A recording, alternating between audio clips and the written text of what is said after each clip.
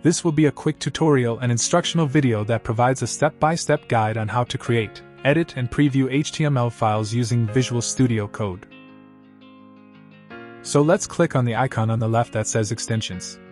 A text input will require us to enter an extension name, so we will write HTML Preview. From the menu results, we see a few extensions that do the same. We then choose to install the second extension that we see there. After we install the HTML Preview extension on the README page, we can see the keys to activate it. Now let's create new file from the File menu. We choose a name for that file, in this case, test. On the desired directory we press on Create File. A file will be saved under this name we chose. We then open the File menu again and press on Save As.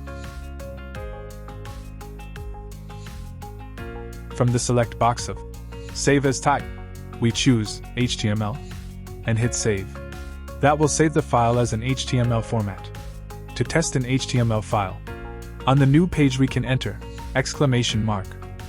We do that with Shift and 1 on the keyboard. And enter. And an HTML format page will be generated.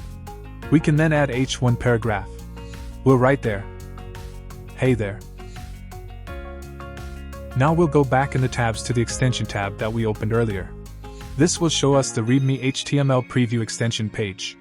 We see there that we have to press on Ctrl and K. After that on the letter V. So let's do that on the HTML page that we created. And we can see the result on the half screen opened on the right.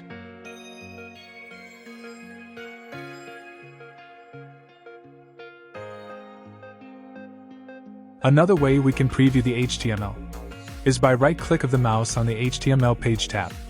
And then a menu will be opened, and we will click on Show in Browser option. That will open the default browser that we have on the system, with the outcome of the page we created.